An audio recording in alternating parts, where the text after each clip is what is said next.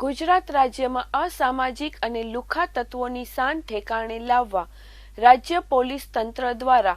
Bulldozer કાર્યવાહી વધુ સખત બનાવવામાં આવી છે. પોલીસ મહાનિદેશક અને બોર્ડર રેન્જના આઈજીના સ્પષ્ટ નિર્દેશોને આધારે પૂર્વ કચ્છ પોલીસ દ્વારા ગેરકાયદેસર દબાણો સામે નોંધપાત્ર કાર્યવાહી હાથ ધરવામાં આવી છે.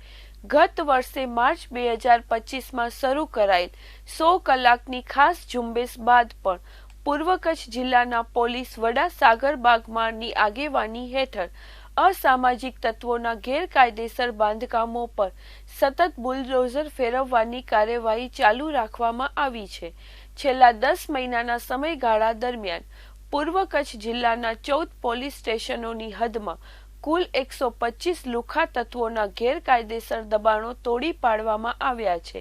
આ કાર્યવાહી ખાસ કરીને ખૂનની કોશિશ, શરીર સંબંધી ગંભીર ગુનાઓ, બુટલેગરી તથા એનડીપીએસ એક્ટ અંતર્ગત ગુનાઓ આચરતા શખ્સો સામે કરવામાં આવી છે. પોલીસ દ્વારા અસામાજિક તત્વોના ફાર્મ હાઉસ, મકાનો, દુકાનો તેમજ વિવિધ પ્રકારના કોમર્શિયલ બાંધકામોને તોડી પાડવામાં આવ્યા છે. આ સમગ્ર અભિયાન દરમિયાન અંદાજિત ₹400 કરોડની કિંમત ધરાવતી લગભગ 500 એકર સરકારી જમીન ગેરકાયદેસર કબજામાંથી મુક્ત કરાવવામાં આવી હોવાનું પૂર્વ કચ્છ જિલ્લા પોલીસ વડા સાગર બાગમારે જણાવ્યું હતું. પૂર્વ કચ્છ જિલ્લા પોલીસમાં સરકારશ્રી દ્વારા જે એક 100 કલાકનું જે પ્રોગ્રામ આપવામાં આવેલું હતું એના અંતર્ગત ડીજી સાહેબ, બોર્ડર રેન્જના આઈજી સાહેબના માર્ગદર્શન હેઠળ જેટલા પણ અસામાજિક તત્વો છે અને જે લોકોનો કન્ટિન્યુઅસ ગુનાહિત ઇતિહાસ જે છે એ લોકો સાથે જોડાયેલા છે એવા અસામાજિક તત્વોની મિલકતો જે ગેરકાયદેસર વસાવેલી હતી, જે સરકારી જગ્યા ઉપર જે દબાણો હતા, એવી દબાણોને તોડવાની સતત જે છે પ્રક્રિયા જિલ્લા પોલીસ દ્વારા કરવામાં આવી રહી છે. જેના અંતર્ગત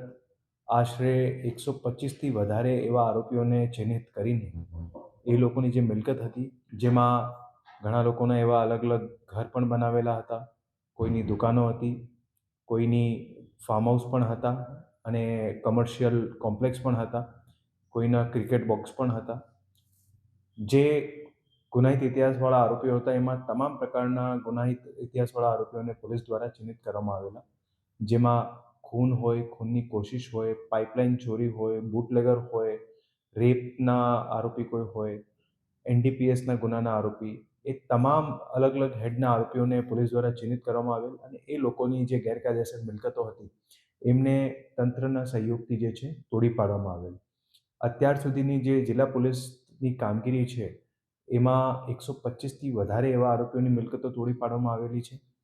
જેમાં લગભગ 25 લાખ ચોરસ મીટર જેટલી જગ્યા, સરકારી જગ્યા જે છે એ ખાલી કરવામાં આવેલી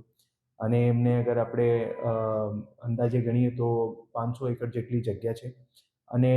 જેની માર્કેટ કિંમત જે છે એ 400 કરોડથી પણ વધારે જેટલી છે. એ તમામ જગ્યાઓને પણ ખાલી કરવામાં આવેલી અને અત્યારે પોલીસ દ્વારા જિલ્લા પોલીસ દ્વારા જે મુહિમ ચાલી રહી છે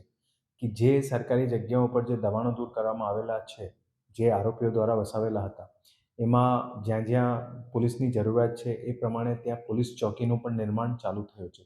જેના અંતર્ગત અમારે અંજાર પોલીસ સ્ટેશન વિસ્તારમાં જે એક ગેરકાયદેસર ફાર્મ હાઉસ એક આરોપી દ્વારા બનાવવામાં આવેલ હતું,